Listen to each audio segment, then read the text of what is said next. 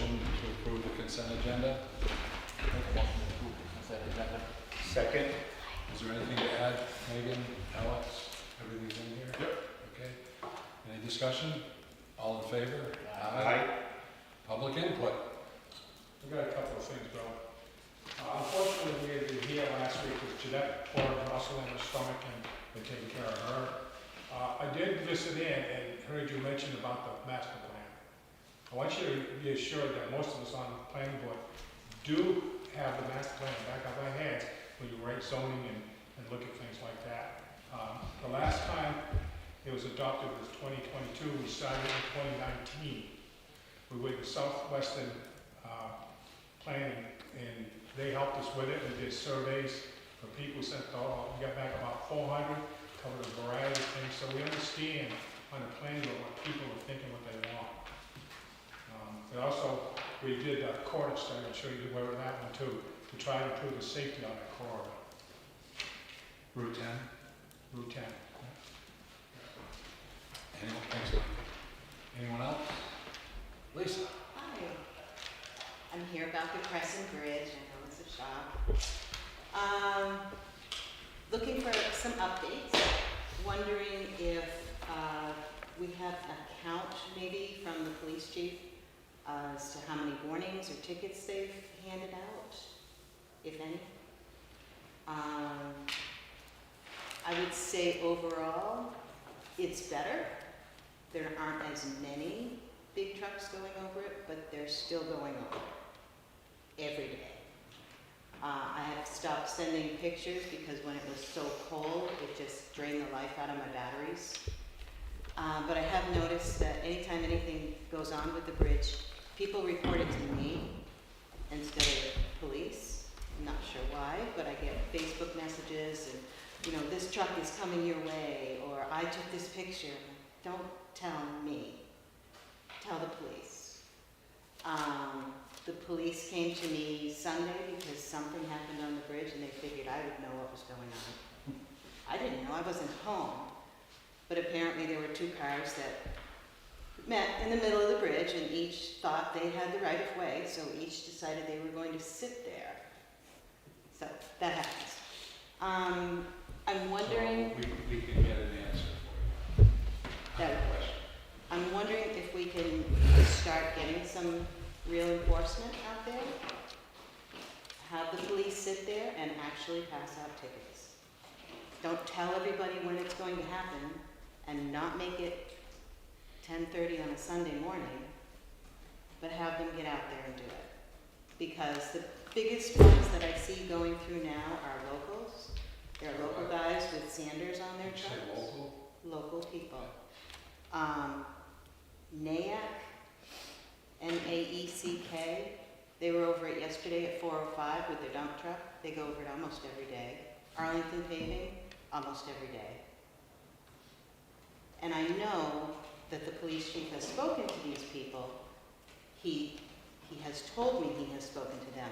Because every time I have pictures of them, I send them to the police chief, and he gets back to me and says, you know, he had a conversation with so-and-so, or he's having the officers talk to so-and-so, but the behavior's not changing.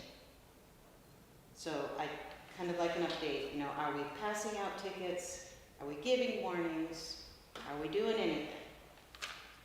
Can I answer that because I'll take care of it? So I just want to be clarified what you want, because I'll follow up with that.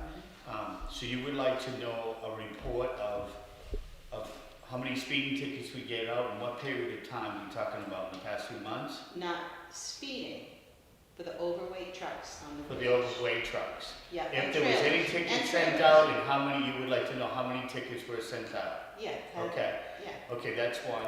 The second one, I understood that you said there is trucks still going over there, and you named two, and I think Bill wrote those down for me. Mhm. It would be Arlington Paving and NAEC, you have the other one. All right, I'll ask about that. And on the third question, you would like to see them take a day without announcing it and just stand there and give tickets out for a day? Is that what you're saying? it would be nice to have some enforcement, Okay. so that these guys say, oh, well crap, maybe I shouldn't go over it. Well, I don't think that's gonna be up to us, the selectmen, but I'll talk to the chief, and I'll relay these things to the chief, and I'll get back to you with those answers, is that okay? And also wondering, the cameras that are on the bridge, can you get a live feed link to post? Can you post it on the town page or a Facebook page? That would be something we'd have to find out, Bill. I don't know if that's possible. I know we have live in the office. I can ask, but my guess is the state's probably not gonna allow that just because of the privacy of the license plates of the cameras, and there had to be the special legislation to even allow. I can certainly ask. And I don't think the system's capable I have access to the system. I don't think the system's capable of doing that, but I could be wrong. We'll find out. Well, two things we're gonna have to find out, right, Joe? We're gonna have to find out if we have permission to do it, and if the system is capable of doing that, right? You want me to follow up on that? All right, I'll take care of that. I'll look into that. I could probably take care of that easy enough with the Well, IP. that would help me out, so thank you. As Alex said, the legislature was very specific. Okay. It was not for enforcement, it was to discover or show damage and what entity created the damage. They were very clear, but Okay. it's a step. I thought you were gonna bring up that wonderful I-beam photo that was. I like that idea too. That would be great. You can put it right in front of my house if you want.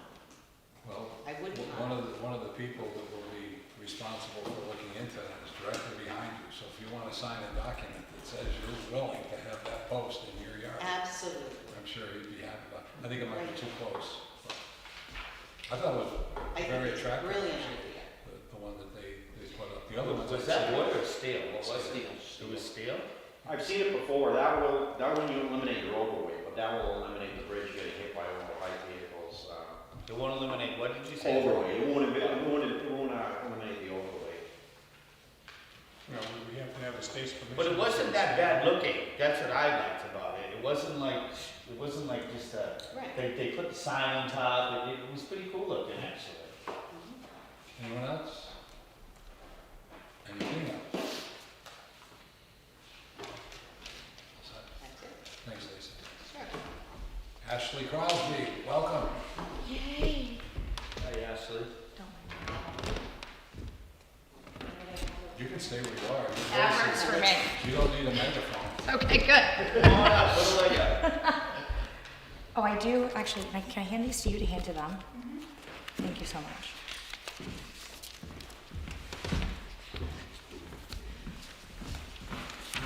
So I'm here to do a department update, but one of the first things that I really want to show you guys that I've been working on is a corporate sponsorship package of all the different opportunities that local businesses could have to sponsor different opportunities in the town.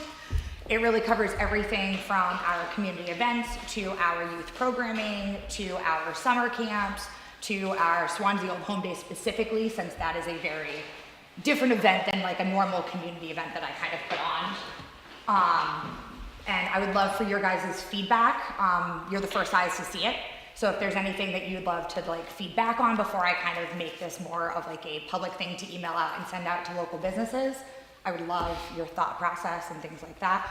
I know, Bill, you had sent this to me from Jaffrey, and I met with Jaffrey, and this is our attempt at their similar brochure, but we did a lot of work for it, and we did a lot of research on just trying to get good wording and kind of enticing things to really make people understand the impact that we're bringing to Swanzey and how vital it is to have local business support to really continue increasing these events and making them a little bit more wonderful. Good for you. So please take that, enjoy that, let me know what you think. I would love your feedback. But just to run through, these are just the events that have happened since the beginning of the year and the things going on before summer camp. So I'm just gonna run through these really quick. Stop me at any point, let me know if you have any questions. Our basketball program ran for 6 weeks this year over at Cutler again. We went from 77 participants last year to 109 participants this year. We are, like our soccer program, running into the issue of we just don't have the space to meet the demand almost. We can definitely fit almost up to 120 kids in our basketball program, but we're there Tuesday, Wednesday, Thursday from 5:30 to 7:30, and then 8:30 to 3 o'clock in the afternoon on Saturdays. And we are battling with space with the Cutler boys and girls basketball team, which we definitely don't want to interfere with them because we're trying to feed into them, which then also the middle school uses the space as well. And again, we're all just trying to feed into each other and figuring out who can stay up the latest, ideally. But that program is thriving and is doing fantastic. We got a great business sponsorships for it this year. We do a yearly jamboree with the Keene Park and Recs Association, which we've now done for our 3rd year, and it's kind of become like a new fun tradition where we get to go and play Keene, and we've yet to beat Keene, but we have some deep-seated need to beat Keene though, so hopefully that will come. Coaches and referees. Coaches this year, I had enough for 2 coaches per team for basketball, which was fantastic. I feel like our program has really built on itself since 2020. When I took over in 2021, we had 27 kids registered. Obviously, it was a COVID year. We were at the field house, but we've just gone from 27 out to 109 in just 4 years. So we're really growing. We've really broken the programs out to kind of model more on Keene so that we can be competitive with Keene in our jamboree. I'm actually working with them on doing a referee jamboree, a referee clinic come this fall so that both of us have equal amounts of referees for all of our games so that all of our kids are going into this jamboree with the same referee stands already. Right now, Keene has a little more rigorous reffing than we do, so we kind of go into that jamboree already with a slight disadvantage, but we're gonna work together to try to get more people certified and more people into the world of refereeing and stuff like that. So hopefully that will increase too. But that was basketball. Do you have a list of the sponsors that you can provide us at some point? Absolutely. Do you want me to email that all, or I can share them with you? I think putting it in public would be great, but also an email. Absolutely. So we had for our Skills and Drills sponsorship, which is our little tiny guys there just on Saturdays. We had L&O Property Development, Reinvent Behavioral Consulting, and RRS Construction LLC. For our Hot Shots, which are our 2nd and 3rd graders that are finally learning how to play basketball and are actually playing in games and aren't doing so much of the skill building. We had MJR Painting, Monadnock Auto Glass, and Read to Me Literary Arts. And then we have our Basketball League, which goes to the Jamboree as our 4th through 6th graders. So comparable to the Cutler Elementary School's team, comparable to Keene's teams. We had Bastone's Fencing, Pilgrim Pines, and GDS Landmark as our sponsors this year. That's awesome. Yes, and it's just growing from there, which is fantastic. Do we send them thank you notes? Absolutely, they all get a thank you note and they all get a copy of the team photo. Is this information going on our website? It is already. So they all have a thank you on the bottom page of the recreation page right now. Anybody who has sponsored any event between the beginning of January and now is up on there with their little thank you post. That did go out in rotation throughout our time period of the session on social media as well. How do you get these sponsors? How does somebody go out? Hi. Yep, a letter, a Facebook post, a conversation. Me talking to friends going, hey, do you know? Yeah, parents of the league. A lot of parents that want to coach and they have a business, they also want to sponsor, because what better way to show your community involvement as a local business than sponsoring a team and also then coming in and coaching that team and things like that. So we see a lot of that with soccer and our basketball program. I'm not struggling for sponsors, which is the best part to say. I'm getting them when I need them, which is fantastic at this point. We've run a Schools Out program. We've put 258 kids through our Schools Out program since the beginning of September. With this school year, we still have February vacation to go. Our big hot week was February vacation. We had 108 kids through 5 days down at the community house. We have been doing single days here in the building at Wickham Hall, mainly more for convenience. The supplies for all of the programs are in the basement of this building, and I unfortunately have been injured. So to get this program supplies out of the building to the community house for a one-day program and then brought back here and put back in the basement is a lot of work. We've been using the community house though for those week-long breaks. So we had 2 full weeks in December, we had a full week in February, we'll have another full week in April, where we've been trying to utilize their building so that we can they have more seen to the community, and then 2, we're paying a rental fee, which comes from our registration fees and has been working well to kind of show some profit back to them. So hopefully we can continue to improve more community buildings in our town. And honestly, it's easier there a little bit just because there's the back parking lot. We're not so much on a road by a river for the kids or the side parking lot. They have more ample area to run around outside. And we had so much fun sledding down there when the snowbanks were really big this year. They had a blast with that. We ran a community Valentine's Day dance again this year here in this building. Tri-State Restoration sponsored the event and helped cover the fee for the DJ, so we only had a fee for the food that we had brought into the event. We had about 20 people here for the event, a little smaller than in past years, but it fell on a no school day this year, and I think it also was a bad weather day, so it kind of made a little less interest. A lot of feedback though on our social media of parents like, oh, I can't believe I missed it, we hope you do it again, so we really look forward to continuing that trend over the years. Personally, my kids think it's the best time of the year because they get dressed up in fancy outfits and they get to dance their little hearts out to all the Disney music you can imagine. But that went well, and with our sponsorship, we only did eat the food costs with that, which was not bad. Wilson Pond Ice Fishing Derby finally touched off after the last 2 years of unfortunate cancellations. So this would be ideally the 5th year we went to run it, the 3rd year we've actually been able to host it. We had 82 participants this year, 24 adults and 18 children. Not as big as we've seen in the past, but we played the game of we rescheduled from January because the ice wasn't ready. We rescheduled from the weekend before because the weather was bad. We had to move it to a Sunday instead of a Saturday due to booking at Keene State College. So there's a lot of juggling with that event. The people who come though love it. They really much enjoy it. The Boy Scouts ended up raising $150 selling food during the event, which was fantastic for them. They're a troop that's stationed within the Connecticut Sportsman's Club who partners with us and runs the event. I know nothing about fishing, so those gentlemen come in and do all of that. I just get to be the voice and the sponsor and the donation table person and the registration lady, and they do all of that. I never have to touch a fish. It's glorious. But it's a great event to see these kids come out to. If you haven't yet, please check out our post on Facebook with all the photos from the event and all the little kids who won some big prizes. We had a kid pull a 28-inch pike out of the water, and I want to say it was almost as big as him. Wow. Yes, it was a big one that came out. But that event, we've had a donation sitting from CNS that we received in previous donations of $1,000 that we've been using, so that event is still making profit. We have about $200 still from this year that event brought in, just from doing raffles, from local donations. The donations I've honestly had sitting for 3 years almost now, so, and I've added to it as well. So I'm hoping to continue that ball of getting local businesses who really just want to say, here's an item, let me know, type thing, which was great. We brought in the Swanzey Snowfest this year because you couldn't pass up the fact that we actually had snow this year. And I fought really hard not to have that fence on South Road, so I really needed to utilize that field. And the kids had a blast. We had Monadnock Auto Glass and JR Painting sponsor that event as well. We bought sleds to use. We brought in coffee and cocoa and s'mores. Public Works brought down the fire pit from the transfer station, and the transfer station gave us fire pit and wood. Public Works plowed the parking lot for us, so we had ample area to access everything. PJD donated a porta potty, so that obviously you never want to have an outdoor event with little children and not an access to a working potty. And it was a great day. We had, honestly, I want to say close to 50 or 60 some odd people. There was about 20 cars in the parking lot at one point.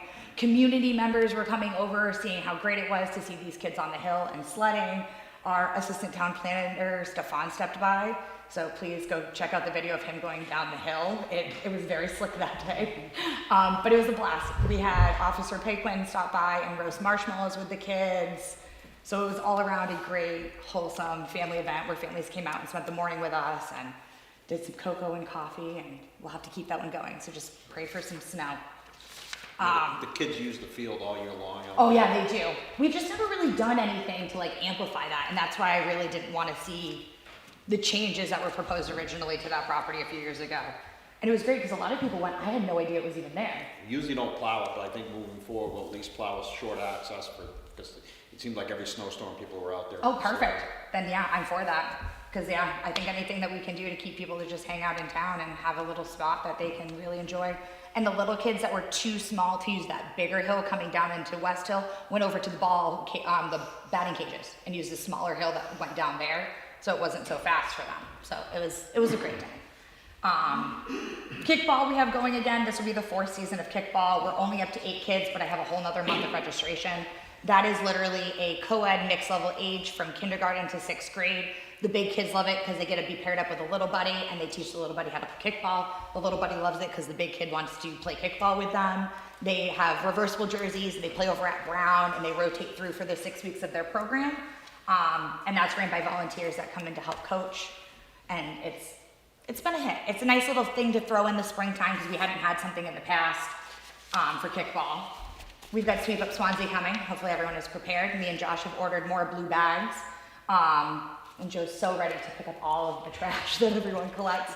Working with local businesses this year to collect donation prizes. Tipping Rock has already offered to donate a prize towards this. And just what we're planning on doing is anyone who texts me for bag pickup or informs a transfer station member of their blue bag drop off with their name will be entered into a just random raffle of whatever prizes we get to say, thank you for cleaning up. Congratulations, you won a raffle prize type idea. Get people out. We got a donation from Harbor Freight again for more gloves. So we hand out gloves, bags.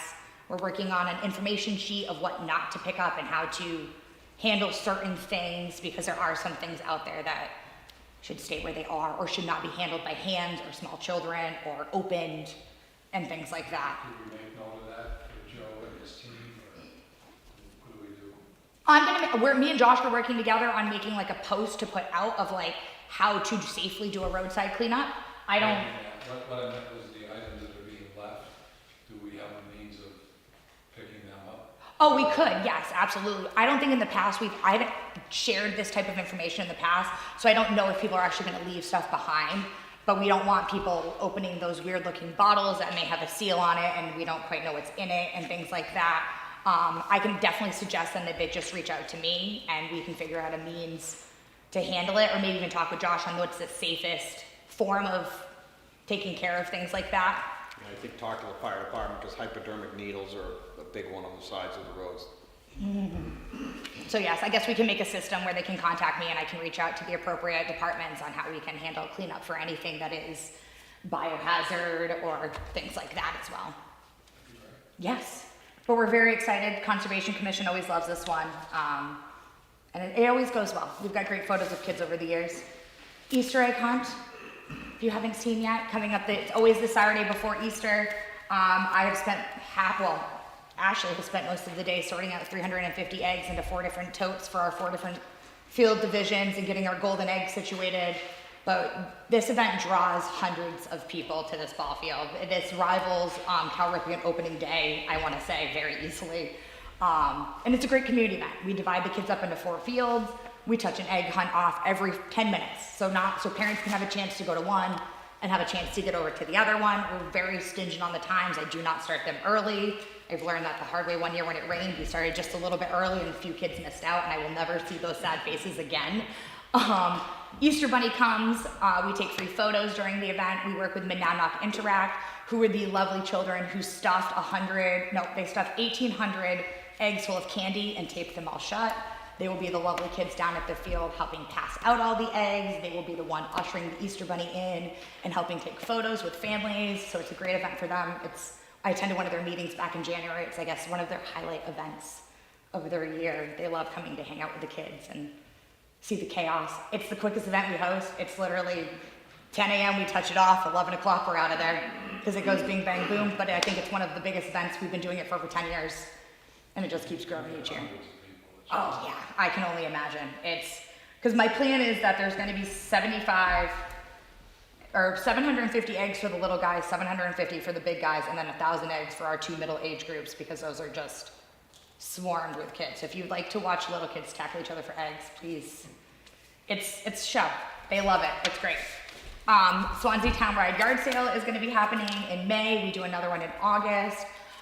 Working on registrations of people coming in and getting the maps out. We're working on getting ourselves some road signs to help promote people getting their hands on the map and also just letting people in the area know this is going on in our town during this time frame so that if they may not live in Swanzey or follow our social media or something, they drove through town and they said, oh, I'm gonna come back if the whole entire town's gonna be doing a yard sale that day. They're gonna be universal signs is my plan that we can change dates on so we can just continue reusing them.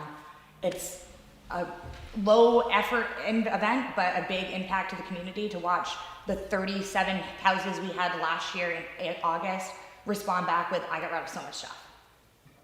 Like, you can't lose just to enter that and be able to do it all in one. So that is coming up in May. Camp numbers, I have 2 weeks already that are over 50% registered for. So week 7 and week 8 are over 50% registered for. We are taking 80 kids this year, which is 10 more kids than I took last year. So we're really expanding our numbers in all manners, and it's really showing the interest in our camp this year with the fact that we're this full and it's not even April yet. I have 34 kids already registered for the entire summer, which we had I have 24 kids registered for the entire summer. I had 27 kids for the entire summer last year. So I foresee us surpassing that. And what that is our early bird special, specifically for Swanzey residents, and they pay $800 for 8 weeks of camp, so it's $100 a week. And yeah, it is a deal for what the costs go in the town. How many kids did you say you had? 36 this year? No, I have 24 for the full season, and I had 27 last year for the full season, so I'm hoping that we surpass that. With those, How many can you take? 80 for the entire week. So we have an option for like a full summer registration at a discounted rate, only available for Swanzey residents. And then we have a weekly rate for Swanzey residents and a weekly rate for non-residents. Something new I brought in this year to encourage early registration is that come May, early bird will be closed. You cannot register for that discounted rate anymore. And in May, each of the rates will go up by $25 as like a late registration fee type deal. So hopefully we will be filled before May, is my goal. Kids on Campus isn't running this year. That's a big hit to the community. Beyond the Bell is not running on Fridays this year. That's a big hit to the community. So we really just trying to keep our prices the same this year and get these kids in. And we've got great staff that are coming back from 3-4 years now that we've been there. So we're really building a great rapport with that camp, and it's doing well. I'm excited. Our CIT program is also doing well. I take 8 kids a session for that. We've got 6 registered for the first session and only 2 registered for the second session, but that usually will fill up closer towards the end of the school year. What's the age group for CIT? Those are our 7th and 8th graders. So I've kind of designed this to go camper, our CIT program, which is a counselor in training. They can have a potential of 1 session per summer just because it's repetitive the second session, and I've learned they get very bored when they need to be doing the same thing the second time. 1 session per summer for 2 summers. They'd go through a safe sitter course. They go through CPR, basic first aid, how to run a babysitting style business if they wanted to babysit for families outside on their own personal time, as well with basic maintenance of Richardson Park and the general requirements of what would become a beach attendant, in hopes that when they are now going into 9th grade, they want to be our gatekeeper, or not gatekeepers, our beach attendant position now, where they help maintain the property, and then by the time they're 15, 16, I can start feeding them in as camp counselors or public bleach staff, and just keep them building. They have a promotion kind of standard to go. You said that all without taking a breath. I'm really surprised that you're surprised by that. Any questions? Yeah. And that's just until summer. You said something about $100 a week, $800 for 8 weeks. Is that the rate around, have you ever looked at, do you have no idea what? We are well below the regular But rate. yeah. Yes.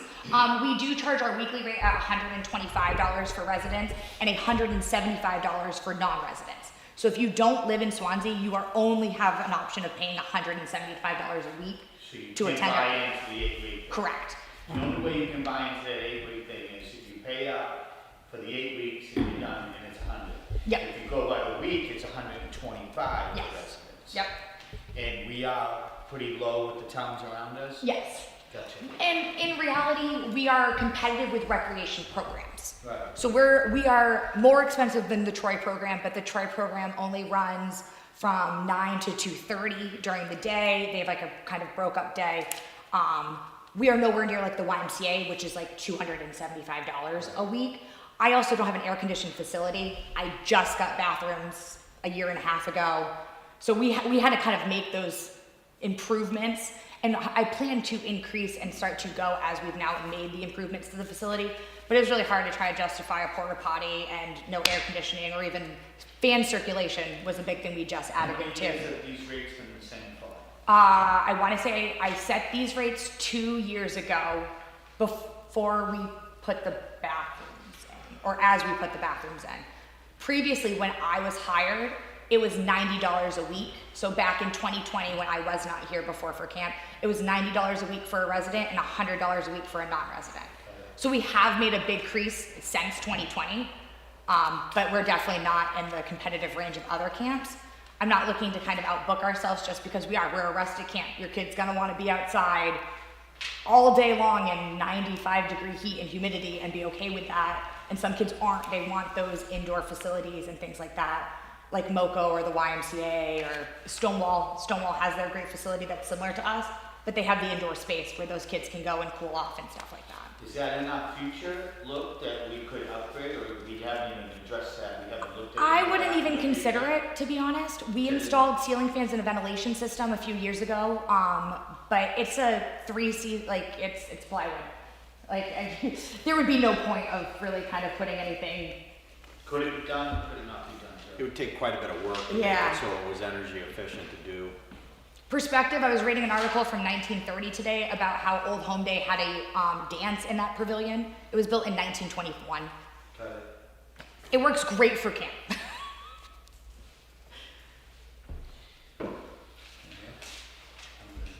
Could you just give, hold for a minute, we have to just do a public hearing. Yeah. I'd like you to just share with Mark the contract we have with Cal Ripken, so he's up to speed Oh, with yes, that absolutely. on the fields and any updates you can give on the brownfields. Yep. So, all right, thank you. Absolutely.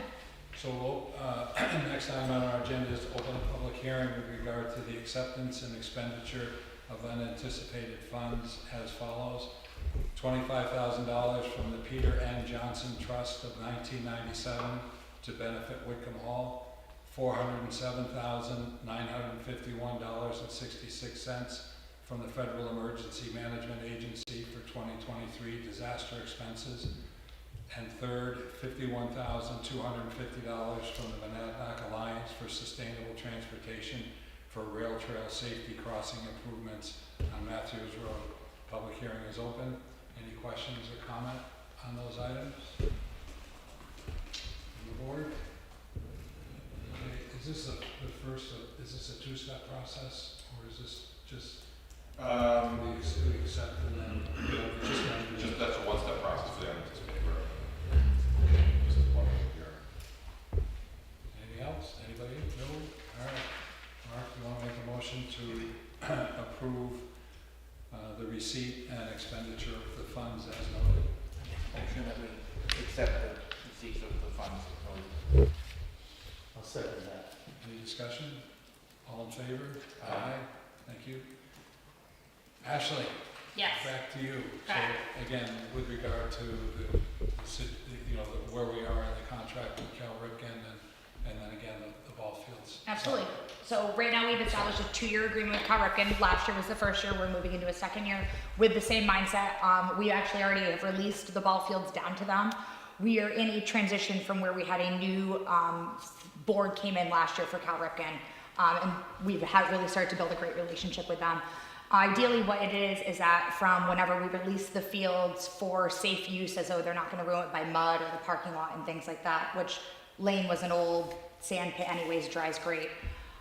We then release it to them per an agreement where they cover the electric cost for the cook shack that they're using during that time till the end of August. So it covers their regular T-ball season, their all-star season. This year we're bringing in a big one. We have a big tournament coming in. I can't remember which one we were awarded, but being awarded one of the tournaments through the Cal Ripken State shows great progress to the facility and to the board that has been built to be able to have them be like, yes, you can host all the kids in the state to come here for this one. So we're super excited that that's going to happen. Cal Ripken also personally manned the cook shack.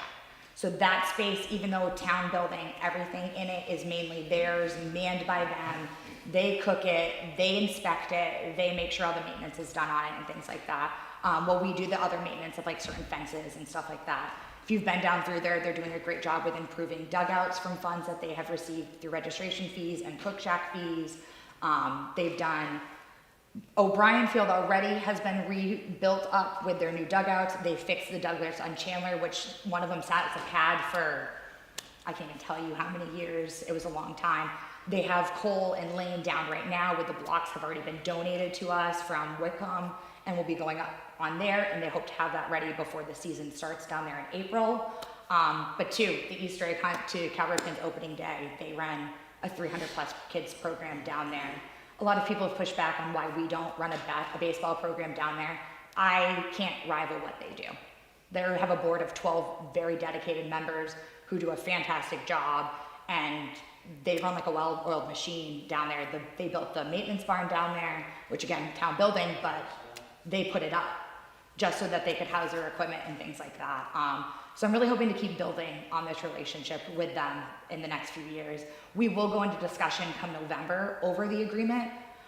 I can't see much changing really other than maybe the length of said agreement because it's working really well right now. We don't have a lot of gray area like we had previously with the agreement. Brown is a similar situation to the extent. It did have an agreement with a organization before. We've now taken that back over. So organizations come to me to rent out the fields. I'm working with the men's league on tournaments that they're looking to bring in along with some of their season stuff. The women's league this year has seen a decrease, so they are staying just at a Wheelock, which is the two fields over there, and they can get a great deal from Keene to do that. With the Brown, though, I do the maintenance. So over at South Road, Cal Ripken is lining their fields. They're paying for that material. At Brown, that's me, which if you ever see me out there, just feel free to stop by. I love that little tractor I get to ride around on. But we do our kickball program over there. We're bringing in a co-ed softball league this summer in there as well. And it gets used, it's probably going to be used a lot this spring by the local softball programs just because their field is kind of still under construction, but I don't think the JV field area is done with everything that's going on at Mount Caesar. So I try to work with those local organizations to get those kids on a field so that they have a place to play. We technically have a soccer field over down there. Not such great turf or level ground since it's also used for the playground area at Cutler, which again, we don't want to eliminate any of their recess space, but there's a lot of potential. If you haven't seen the projected plan for Brown, I would love to sit down and chat with you about it. It was a process we went through last February and got an architectural design. We did community meetings on it to really get people's feedback, and it encompasses a whole redesign of that property that potentially could happen with grant funding once the school is condensed over to Mount Caesar to bring more life back over there. Because right now, especially without the cook shack that closed in 2019 due to not having a 3-bay sink, it has a little less appeal than going to South Road. Families live in that area just to be able to go down on like a Tuesday night and watch some T-ball and have a burger down at their cook shack. It's kind of nice. Thank you. Yes, Do you mow the lawns or does Joe's guys do it? they mow lawns. Brown? Yes. Who does Cal Ripken? They mow Cal Ripken's as well. Joe does? All the fields, yes. You do all the fields? Yeah, they take care of the lining and the grading of the infield, but we mow all the grass, work on the fences, pick up the trash, stuff like that. All summer long? Yep. But Cal Ripken does in South Road, there's so many donations and volunteers, and they really do a lot with that field down there. It's substantial. Ever since I've been doing this position, they've constantly made improvements, whether it be dugouts, the ball fields. The turf or the dirt, yeah. I just want to ask one more question about the shack in Brown's field. Yeah. What stops us from putting the 3-bay sink in so they can use that? Lack of space. How much? Lack of space. We don't have enough space for the No. 3-bay sink? You should, it's 6 by 8 maybe, the room that like those cooking supplies are in. So I would imagine what's the sense of doing anything if we got plans for the future, Yeah. right? So we're hoping that we're waiting for the Cutler School to do wherever it goes. Is that why we're all on hold stating? That and just looking for grant opportunities as well. Okay. We need funding in place before anything really gets its wheels going. Is the engineering firm currently pursuing, I know in the initial process there was talk of having them help with pursuing grant funding. Do you know if that's still happening? I'm not 100% sure. I have been bugging Stefan, but I feel like he's looking at like 6 projects for me. It's a toss-up. I mean, Somebody should probably reach out to the engineer to see, Okay. because that, I think that as part of, I was involved with the initial interview process. The company's out of Brattleboro, Vermont. Yep. One of the questions was how much their involvement would be pursuing grant funding, and I think they had quite a bit of experience with that. So I can definitely look into that and see. It was Stevens and Associates that we worked with for that. What are we looking at the cost of this upgrade? Millions? Was it 4? Yeah, it's pretty I think it was substantial. 4. Some of it could be eliminated though. Well, it was a reposition of the softball field, an expansion of the parking lot, a driveway through the facility, 3 tennis courts that could also be pickleball courts, a full U8 or full 12U soccer field, which would be comparable to the soccer field that's currently there. Then also an additional multi-use field, a basketball court, a cook shack, 2 age group playgrounds. We went a big one. Yeah. Dog park. A dog park, yes, the dog park was included. I think the way to do it would be do it in stages, and the first thing needs to be done is the bathrooms and the cook shack, because they're beyond rebuilding, and take them down and start over, something ADA compliant. Well, and even the maintenance shed that's over there right now, we've just been kind of praying and hoping nobody was gonna get into it. We dealt with a lot of vandalism over there last spring. And it seems recently, quite often I'm getting a call, hey, the door's open, because they can just yank just right. Yeah.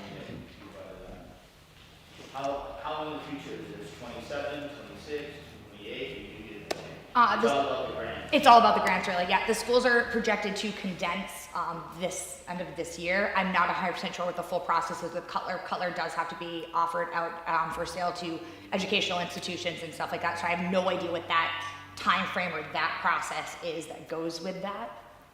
It's just going to live in my hopes and my dreams. All right, thank you. Absolutely. Appreciate all the information. You do one heck of a job. I'm trying. How's your knee? Oh, I didn't share. Would you like to hear some of my ideas for Ashlee? No, No? Okay.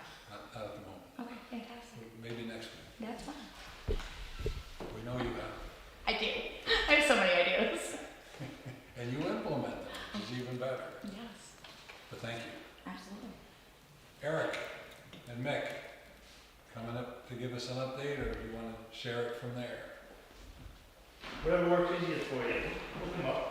Bring a chair up, then, one They have able legs. He's the boss.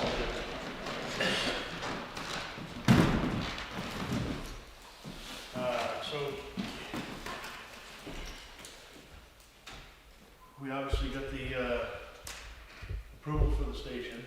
You know, we're looking forward to hearing back from Katie on that, with the timeline and some other drawings. We've recently hired 2 new young kids, so that's kind of promising. Both of them are very excited to get on. The 2 that you put in, correct? Yep. That we'll talk Yep. about one of them. We interviewed them last night, they got their job offers. They have instructions to contact Megan, and their effective hire date is the 31st, once they get all the paperwork and all that stuff done. They're both looking forward to jumping in with both feet. So, Are they certified already? One is. one is, One yeah. is, yeah. The other So- one's brand new and eager to learn. Yeah. So, So one is gonna go to Swanzey Center, to Station 2, and one is gonna come over here to Station 3. The certified guy is gonna go to Station 2, which should bolster them, which is good, because that roster is growing as we speak. So that's a good thing. It really is. It's gonna help out Mike Burke over there, and the response out of that station. So that part of it sounds like we're going in a positive direction then, Yeah. as far as recruiting, yeah, which was one of the major problems that we needed to conquer, right? yep. Is- And we've got a couple others that I heard that. have shown interest, so I think we're gonna try to work on them, get them some applications, hopefully things work out. We have good discussion between the 4 of us that are on the staff about things that we're going to do, when we have people that say, hey, how do I become a member? We're getting with the company officers who are saying, to get them in touch with one of the 4 of us, we can get them an application, we can get the applications to Megan, and we can meet these people and instead of, for a while there, we kind of stagnated and weren't able to speed up that process. People lose interest after 4 or 5 weeks of not hearing anything or filling out applications. So we've actually, we've done really well, the staff, the Shorten chief, that timeline pretty to well. shorten it up a lot. So now they're not losing interest. They know that they're on our radar and that we're Yeah, I can see in all aspects, they could be saying, do they really care, do they really want me, you know, Right. what, Jesus Christ, I put my app in, I never heard from them. right, and that's I think exactly, one of the most important things you guys did, speed that process up. that's exactly what happened to us in the past, is, you know, we tried, but it just didn't work. Is there a firefighter one class coming up somewhere so that he doesn't have to wait months? Sadly, there is, in like another month, full. Filled right up, like, within a couple of weeks, so. So they list them all throughout the year. The chief was telling me that's how I know. I've gone on and looked for ones in the local area, looked through them in Concord. There aren't a ton of them that have been released yet, but I will check on them every week. So when they release those dates, I can put in for 2 seats, 4 seats, 5 seats, you know, when they come open. It's just something that I can take off of his plate to do. And we'll keep an eye on that. So we have stuff that he can do right now. The Fire Academy has taken the wildland firefighting out of Fire One. So this coming up, we can train him and we can have him jump in with both feet. This season that's coming up, we can train him to work with the officers. He doesn't have to be certified to do all that stuff yet, which is good because he's a great big kid, active, cock-strong, big boy, and we can definitely Good hose carrier. What's that? Good hose carrier. Yeah, we can definitely put guys like that to work. Good. You know, so that's a good thing. Do you think the fire station, by being passed, and that's gonna help you guys to, like, we're getting a new fire station, pretty exciting. Do you find that might help us? I think that's gonna It help. sounds to me like, Absolutely. you know, it's exciting, to have a new Yeah. building, new facility, and it Yep. shows that we're getting stronger, and these young kids might be attracted to that as well, Absolutely. you know? Yeah. We are actually, our training Monday night was planned on being on that site. So we're doing some wildland training. Oh, fantastic. So we'll be over there, because it's a convenient area for us to train right now in the way that it is. So people will see now, the trucks will be there, it'll be dusk, it'll be lights. When is this? We'll be there next Monday, try to, weather permitting. We were supposed to do it the other Monday night, but it just in the rain and yuck, you know, we didn't want to be there. But, so, as far as the station goes, people are asking, well, where's it gonna go? I had 4 people ask me this week, where is the new station go? One guy lived right down the road. So, Yeah. well, that was an idea that I was talking with the chief and Chief Scancy about, is maybe now we need to put something up, future site of the station. Once we get an actual drawing of the building and what it's gonna look like. And maybe future thank site. you to the Oh, town. yeah. And Maybe a thank you. that's exactly what it would be too, is a thank you, and, So that you appreciate it. That's good. Some of the voters, right? yeah, absolutely. And, maybe a message from us, and even if it's in the paper or the shop I agree. or from the town, from us, a thank you to the townspeople for supporting it and for backing it, and for as much as we ask of them, you know, in the last 7 years, you know, a thank you to them, you know, in a timely fashion. I think You know, it's great. When you go to some of our other training, Megan has really got us set up. We're gonna have a large animal recovery class. So there's more than enough places around here. We've had to get in and upright animals in their stalls, and this will actually give us a little better knowledge of how to do that, rather than just kind of winging it.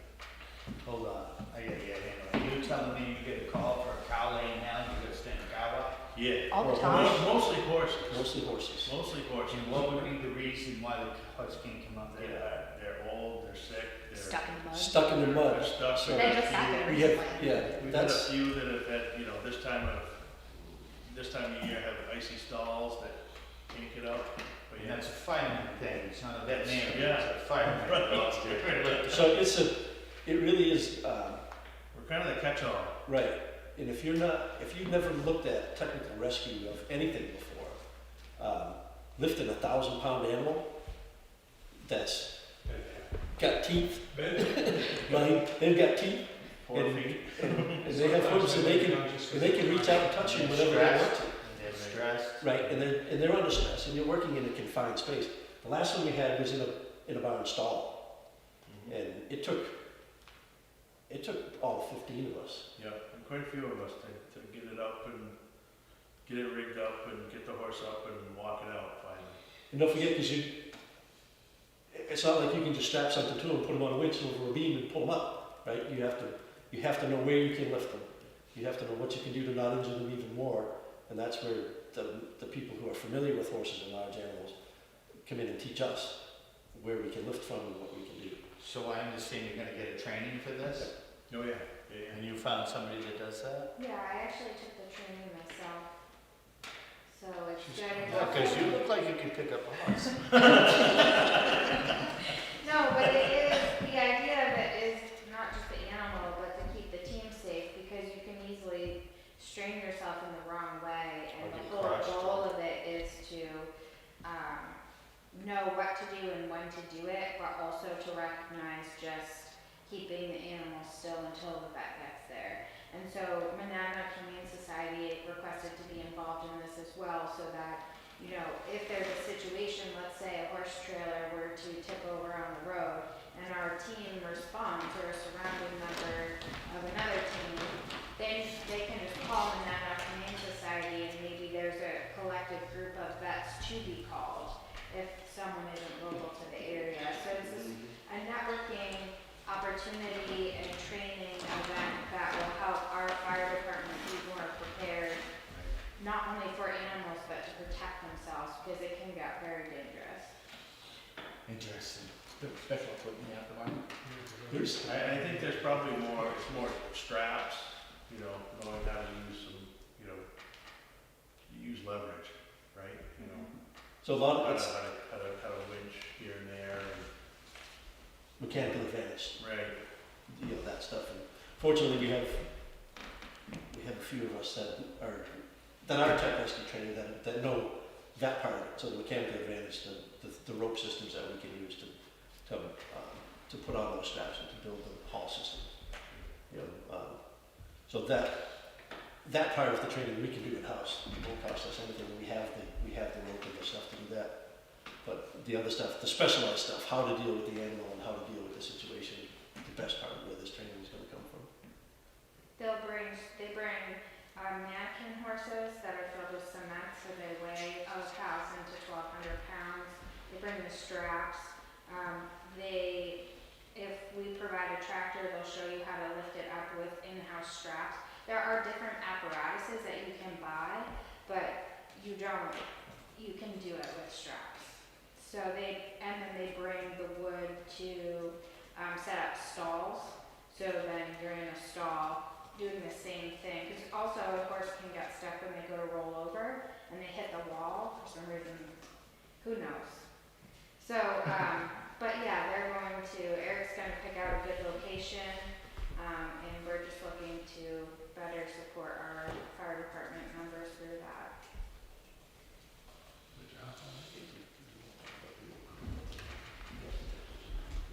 Yeah, right, yeah. So we've bought, over the past year, we bought 4 new gas detectors. I think I brought that up before.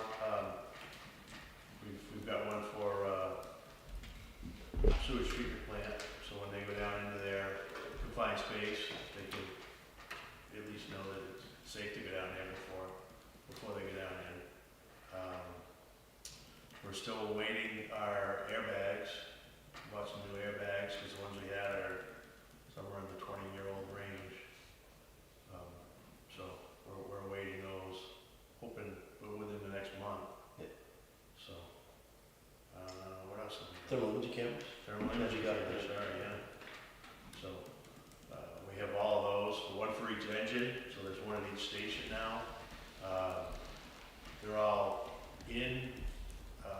set up and charging, so usable. So all this stuff that we researched and bought throughout the last year, we had gotten with Joe, because that's probably one of our more dangerous places that those guys are going to go, is down to the sewage treatment plant. What those gas detectors do is we use them in carbon monoxide situations, And basically, that was what I carried in here the other night. And I was looking at that monitor, and I was checking the O2 that was in the area. I was checking so that it doesn't necessarily detect the gas that would have been in there, but the gas depletes the oxygen. So the oxygen level would have gone down. That was how I would have known if there was a problem. We use them, they're multi-gases, it detects 4 gases. So we use them a lot during the winter months when people are burning wood, burning oil and stuff, and they have CO detectors that go off. We monitor inside the houses. So there's at least one in every station, and we upgraded the ones. The ones that we did have, I had cobbled together as long as I could, and I could no longer get the filters for them. So we bought all Mattson ones. Now that so Joe's detector matches ours, so if he has an issue with his, I'll know about it. I calibrate them once a month and do all the documentation on them, so batteries, documentation, and they have to be calibrated, at certain times, so I do all that once a month. Our thermal imaging cameras that were on the trucks had run their life expectancy. We could no longer get batteries for them, so they would charge while they were on the truck. You take them off the truck, and within a couple of minutes, the batteries were dead. So they were really no good to our firefighters. The only batteries that we could get were refurbished, and their life expectancy was half of what we needed, really. So we replaced those. There's one in each station now, and There's one in each station and one in Public Works. not for those are the gas detectors. These thermal imaging cameras that we have are what the firefighters take into. We can take into a building, and they can look, and they can determine how hot it is at certain levels of the room and contents that they're in. There are different modes that are on them. If you're looking for a person, it will look for a lower temperature that's in the building. There are certain different modes that it has when we use it in different situations.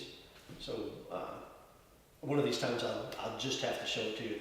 It's easier to show to you than to explain. But it's an integral piece of fire service technology that we definitely have to have. It could let us, even for a chimney fire, it can show me a hot spot on a chimney that you can't see or you can't feel with your hands. It's an integral piece that needs to be out there. And then the airbags that we have are replacing the old ones that were old when we bought one. A very good set of. Oh, and I will tell you, we got a special deal on the thermal imaging cameras. They told us a really, really, really good price, so we locked in that price with the vendor, and then they said, well, no, we're going to do away with that price as of a certain amount of time. I said, well, I have the quote. And they honored it, so we got a really good deal on the thermal imaging cameras. And then the chief we had the money, so we're replacing those. Lifting bags is what the airbags that he's talking about are for stabilization. If we have a car wreck that's on the side or something like that, we have a person that's pinned, we can stabilize and lift up to 6 tons. We can stabilize and move around in 4 different bags. So more training for that to come. So we're keeping people engaged. How much can they lift? 6 tons. 12,000 pounds. Yep, we can either lift or stabilize 12,000 pounds with this system, and it's all done by Lift up a truck. it's all done by air. Yep. So in conjunction with what we already have for stabilization jacks and stuff like that, we could realistically stabilize a section of an 18-wheeler trailer that was tipped over. And make this it is one 6 set we have at one station? They're going to be on the rescue vehicle. Yes, it's one set. Oh, it stays It's on the vehicle? It's a specialized set of stuff. You have to go through some pretty good training to make sure you use them right, because if you don't use them right, you can really screw things up. Right. But Great report. Good job. we're staying busy. Yeah. We're staying busy. There you are. Very happy about the new people. Yeah. That's a good sign. Yeah, and we're hoping that That's some exciting. bringing some of these young kids, younger kids, I call them kids because one of them happens to be my kid. Hopefully, some of the other younger members will come back a little bit more too. What size is our team now total? I couldn't even give you any. 32 with these two. What did you say? 32. So, yeah. That's flew by your goal. Right, we're getting Good there. job. Good. We're getting there. Substantial improvement from a year ago. Let's keep going. You guys are doing a good job. Thank you so much. All right. With regard to the station, if you can hang around for a few minutes, Joe's gonna talk a little bit about it. Absolutely. Alex has an update with regard to the architect. And at this stage, there's just several moving parts. Right. And so last week, the board, working collaboratively with Megan and with Alex, started the process to move forward. And we're doing what we can to expedite it. So, and you'll become more engaged once we engage the architect. Sure. And we start going out to the drawings and making sure that what you anticipate being. Right, is right, there. yeah, yeah. So if you have a few Sounds minutes, good, Joe, absolutely. Joe will fill us in on that. Joe DiRusso. Fire department,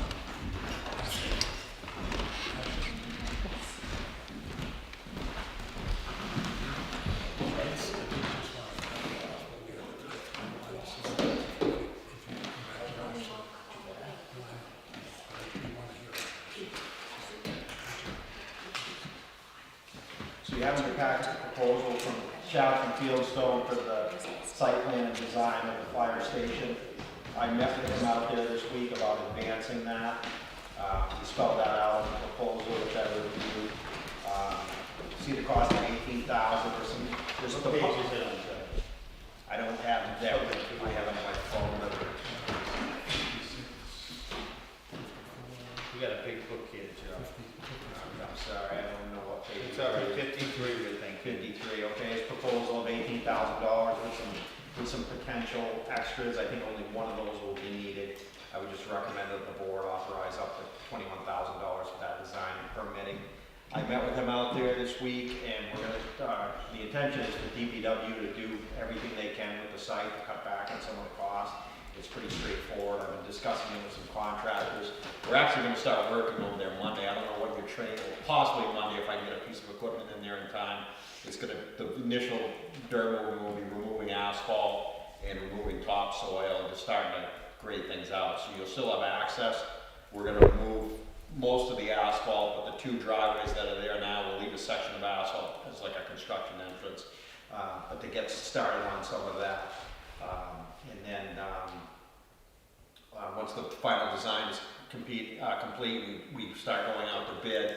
DPW will work with whoever the general contractor is, like I said, to finish up some of that site stuff and cut down on the cost of it. I also, with Alex, met today with the architect as far as advancing that along as well.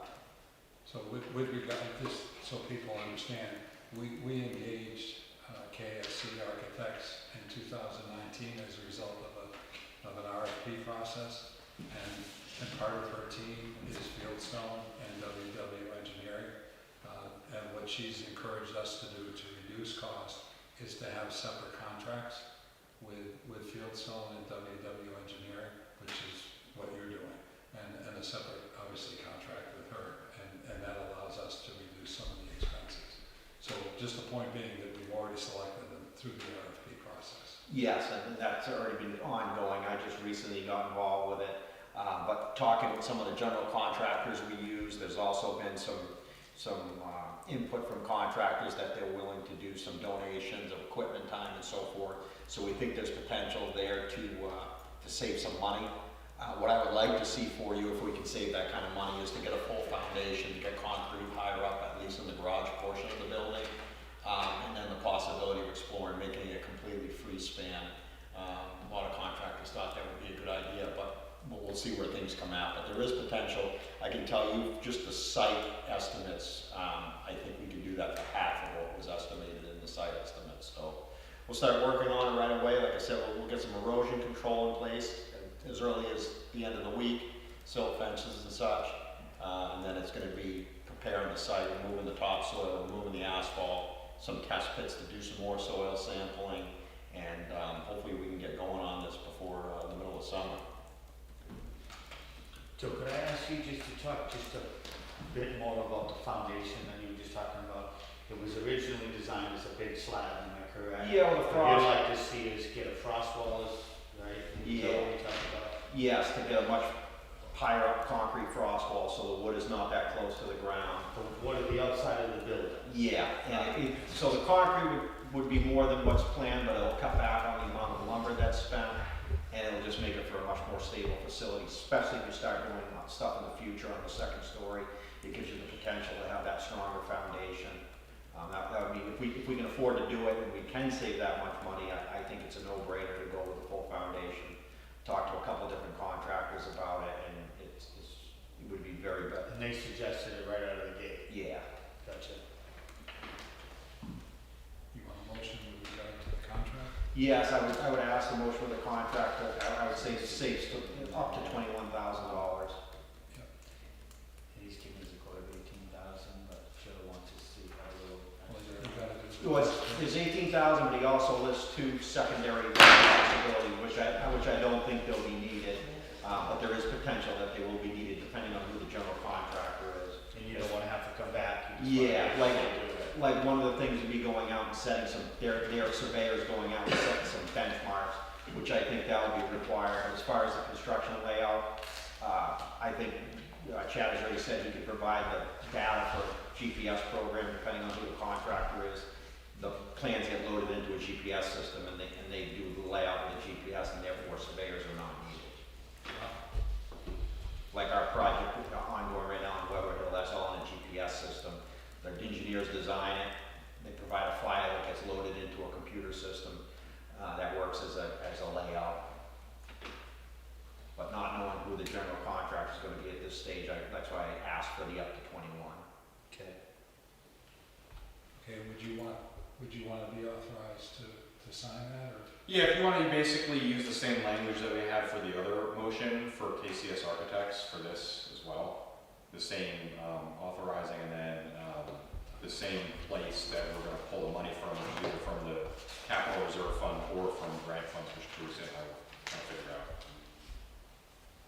Okay. And there will be some, that's a good question, reminded me, I was gonna ask, like, there'll be some expenses coming up. I don't know what probably we charge, like silt fences and erosion control projects. Those expenses will be coming up sooner than later. I plan on working on that towards the end of the week. And does the contractor field song include the test pits, or is that the same? Yeah, no, you'll see it worded in there. It doesn't, we're gonna dig the holes with the DPW backhoe, but it includes the soil samples and all that, but he's got it worded in there, not for the backhoes and such. So I don't anticipate any additional costs unless we get into, which I don't think, the time I spent on the property, the material world is very well, which matches up with the apartment building next door, so it's very suitable for the design. I don't anticipate any other issues, but if something does pop up, then we'd have to come back, but I don't anticipate anything further. And they'd be ready to start next week? The test pits, hopefully, as soon as that gets signed, they said as soon as that gets signed, as soon as they can start implementing things. So if we got it signed on Monday, we'd be ready to go on Tuesday? Yeah, yes, I can't give, but as far as the test pits go, but if I can let Chad know tomorrow that it's going to be signed and set it up, we can dig the test pits anytime next week. Okay. You're gonna be the test pits for that backhoe. How deep do they have to go? They'll probably go down 8 feet, I'm guessing 6 to 8 feet. Right. If they are looking to go shallower, because I think it'll be 8 feet, but I'm gonna let them know that there is potential that we're gonna be going with a deeper foundation, so. Right.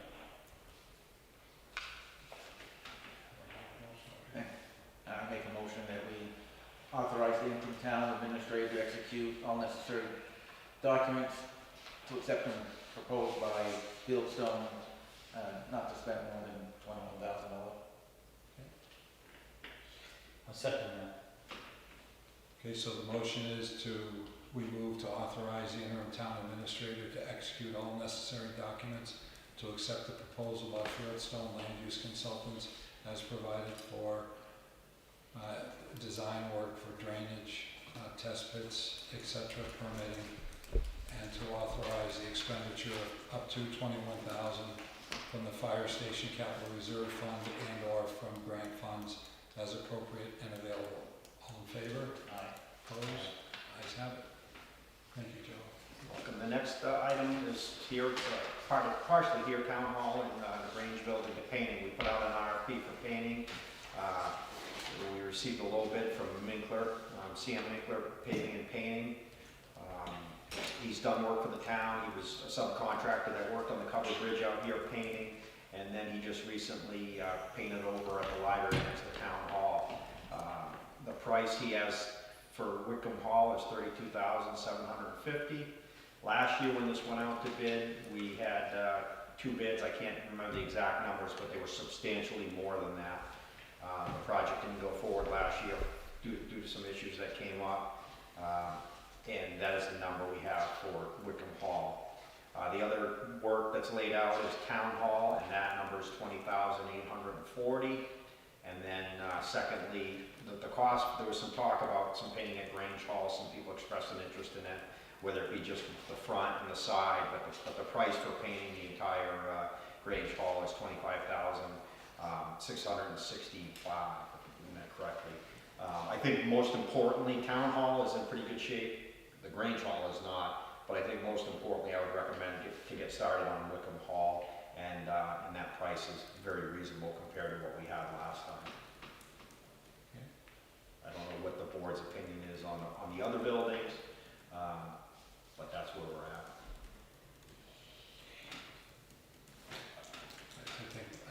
I personally agree with your approach. We focus on Wickham Hall. I'm not prepared to vote on the town hall of Grange yet, but I know this one needs to be done, and I think we've already talked about this enough, and I think the price is there, so I agree. Any other discussion? That's on the page. Would we do that in the spring? So they could start prepping now.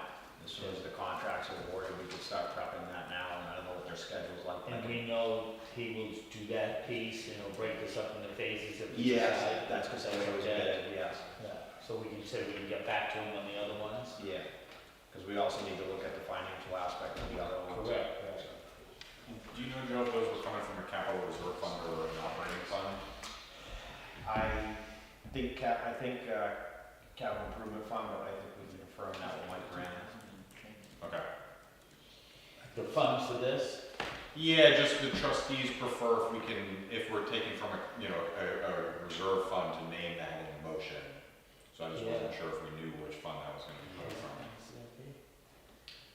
No, not that I'm aware of. Do you remember, Michael?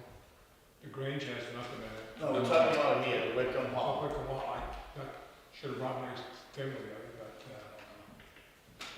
I can recall about 25, but I can't swear to that. So we may have to come back then. Come back. Yes, for that.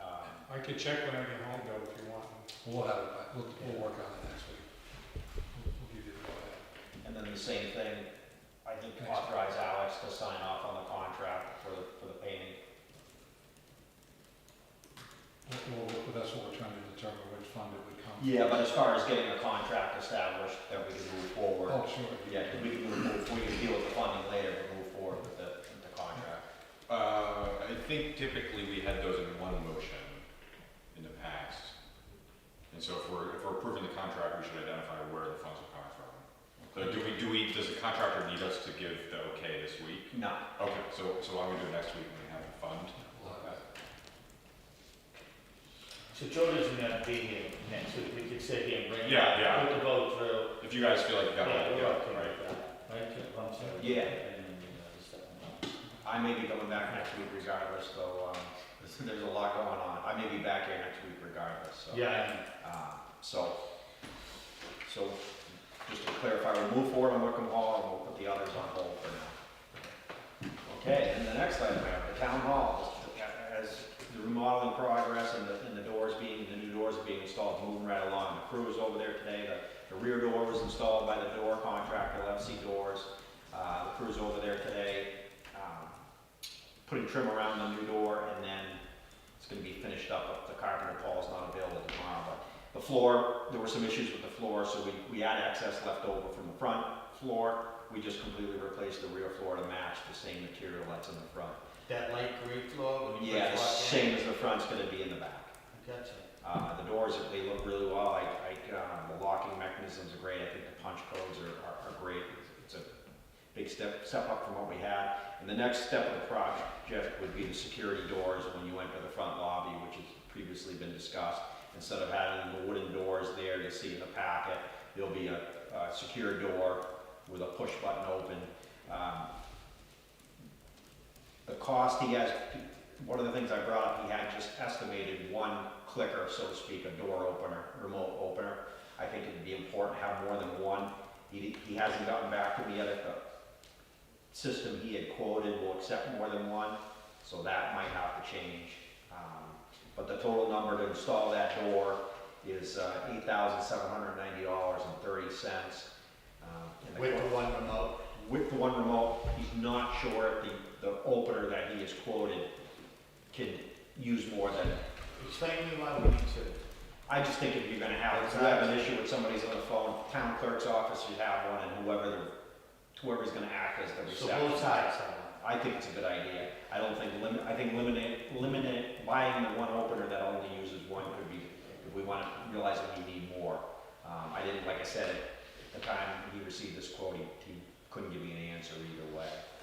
But that would make town hall a much secure place, a lot more professional looking at it. Is it a single door, Joe, or double? It is a single door, it should be in the packet, maybe, you know. Yeah, not in the packet for this week. It's not in there, it's not, okay. It's a single door with some, To match almost the front?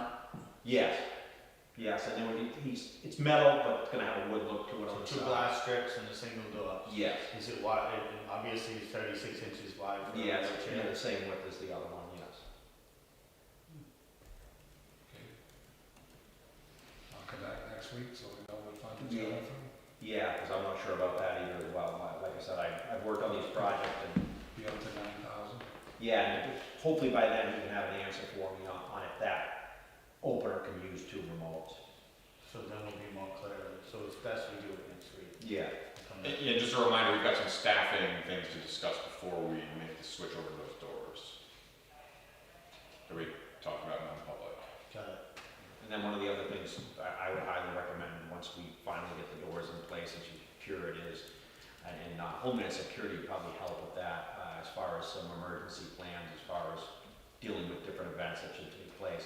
I'm not aware of anything at Town Hall in place as far as active shooter drills or anything like that. It's something that definitely should be worked on, and if there is something, which I don't think there is, but redesigned, so that way it fits the new access points in the building, whether it be fire, emergency response, active shooter type drills, and Homeland Security would help in developing something.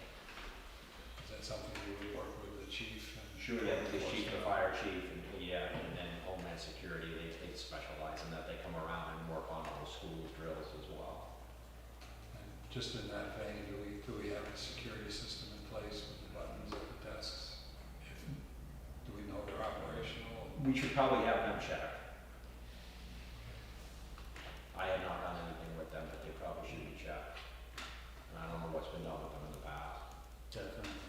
Yeah, I don't think we're up to date on sort of training and all the buttons. And Yeah, no, Megan, we talked a little bit about that, some of the buttons. Yeah, we talked about it in joint loss management Yeah. yesterday too, about having, it's active threat training, so not just shooting, but Yeah, also many different anything, any type of threat. Is that something you would bring in to give all the office people training? Yeah, and the rec locations as well. So summer camp location, to have a plan and work with the police department and whoever needs to who needs to specifically know what the plans are for that, so that everyone is prepared. So this is actually going in a motion to happen, you're gonna work and do this? Yeah, it's something that we discussed, I brought up yesterday in joint loss management to start that ball rolling so that we can have added protection at all locations for everyone. The code enforcement officer, Chris Levy, he's also certified in those trainings. So let's take advantage of that. So we could all work together, Fantastic. however our schedules allow and what works best for who has what background. I just wanted to start the discussion. Yeah, it'd be worth reaching out to Homeland, New Hampshire Homeland Security and see what type of resources they can provide. Yeah. Yeah, you must be familiar with some of this stuff now. Yeah. Yeah, that's fantastic, so You got Joe too for a little guidance. It's great. So Anything else? I think that's all I have for public, and then obviously some stuff for non-public, but while I'm here, update on the Weather Hill Slope project, that's finally moving along really well. Probably, I would say it's 70% complete, the wall's almost done. They're building the slope right now and bringing material in. Once they get the wall completed and the temperatures get warm enough, it's key to get hydroseeded and vegetation growing on that right away. And then, once the wall is complete, you have about another month's worth of work, and then the project will be complete.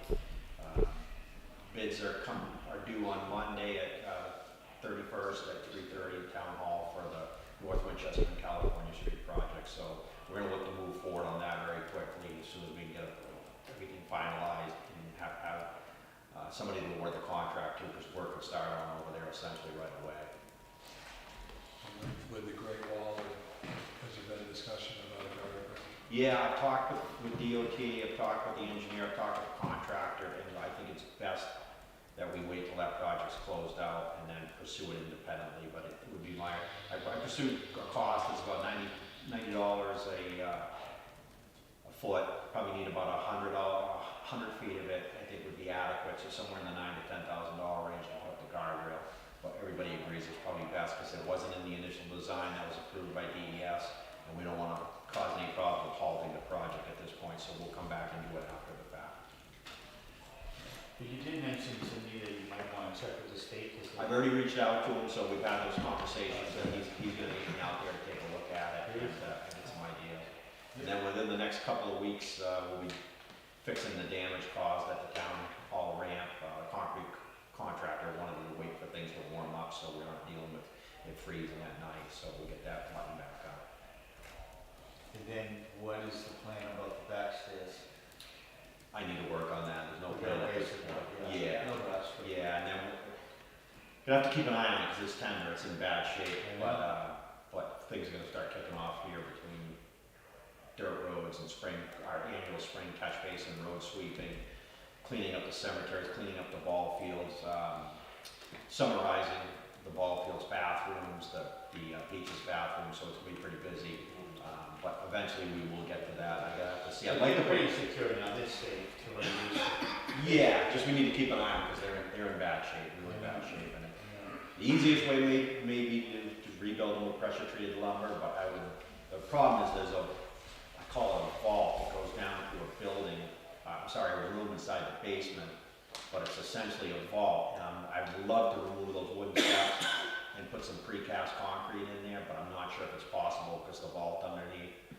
The concrete contractor is working in front of Town Hall. I want to get an opinion on what ideas they have. But one way or the other, are we going to redo it with concrete or just redo it with pressure treated wood so it's safe? Right. I mean, pressure treated wood, it's just, they're gonna be employee steps only now, right? Because they're Yeah. right in the front, and that's it, right? That door's always gonna be locked. Really, it's just gonna be for people that have a code. Okay.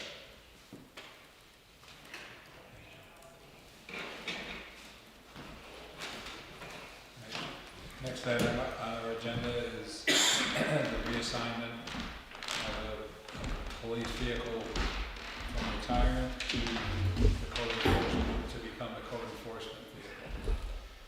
Do we have anything more than what's on this? You should just have the memo, yeah.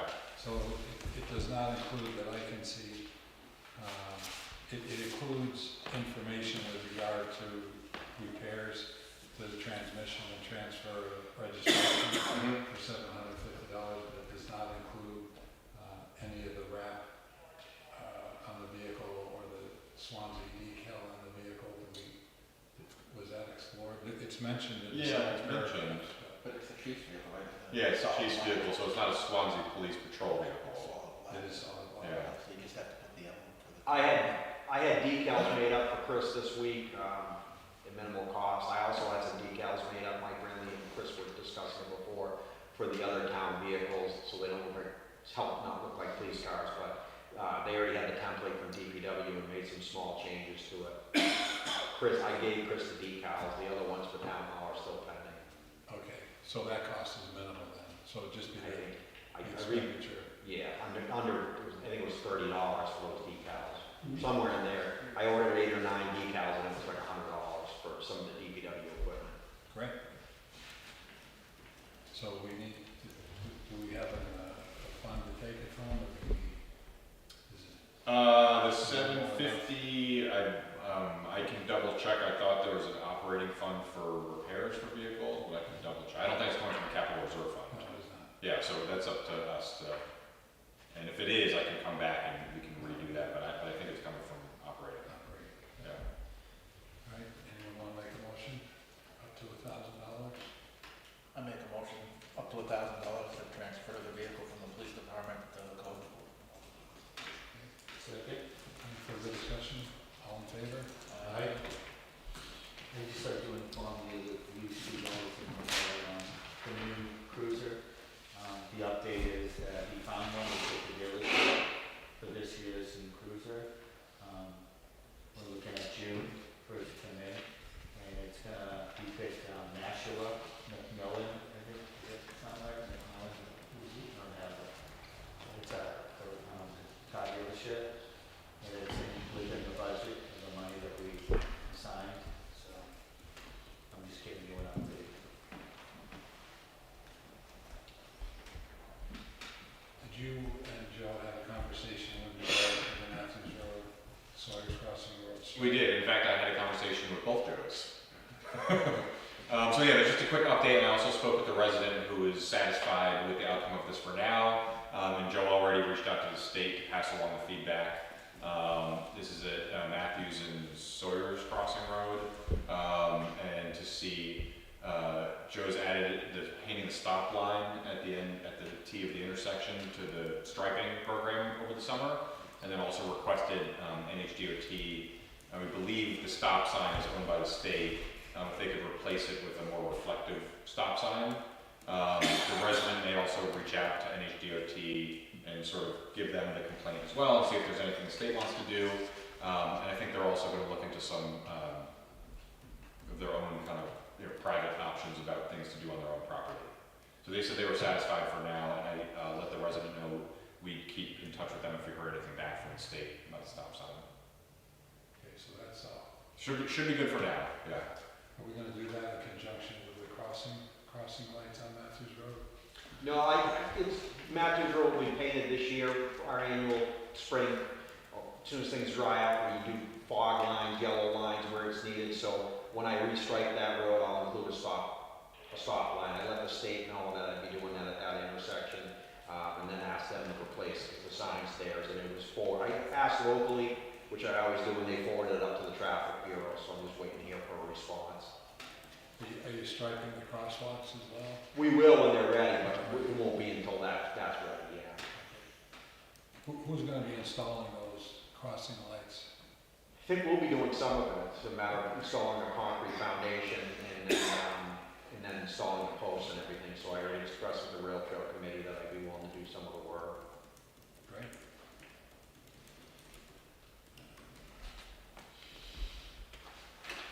Okay.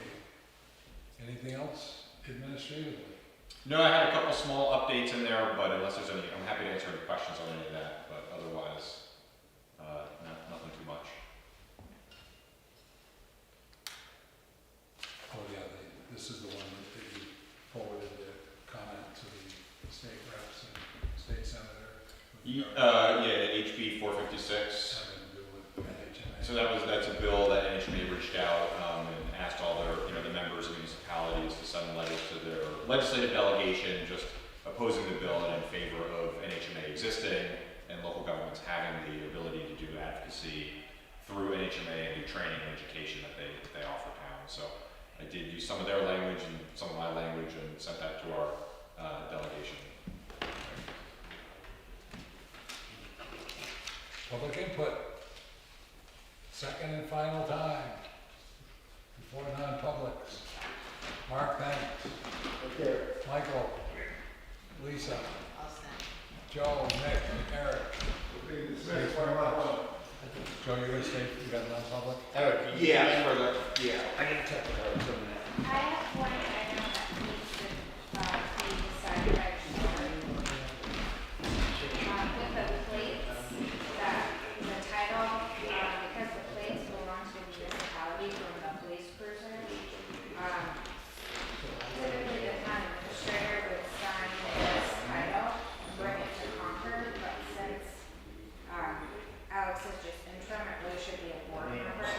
told Megan if I sign it, I gotta take a car with me. So, I don't know if you all want to decide to do that, sign one line, and then we're going to go back to the state. Everything on, and then, everything goes to the state with the town side done. So, no, I'll call you, give you a name, because I'm gonna. I didn't realize that. I didn't realize that.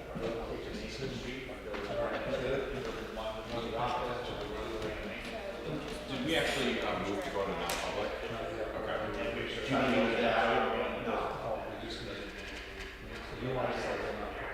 Yeah. Sewer stuff. You bring us the whole thing. Well, I think we're still, yeah, No, I'm just trying to ask you. What category is it? I love that for somebody. legal advice. Just do that. Is it D?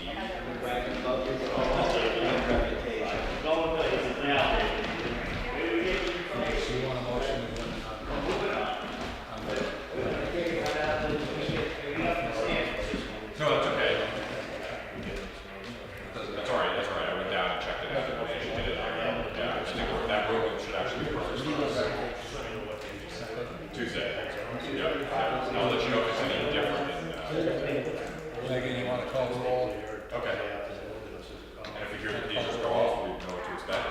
Yeah, we'll hop on too. Yeah, exactly. Yeah,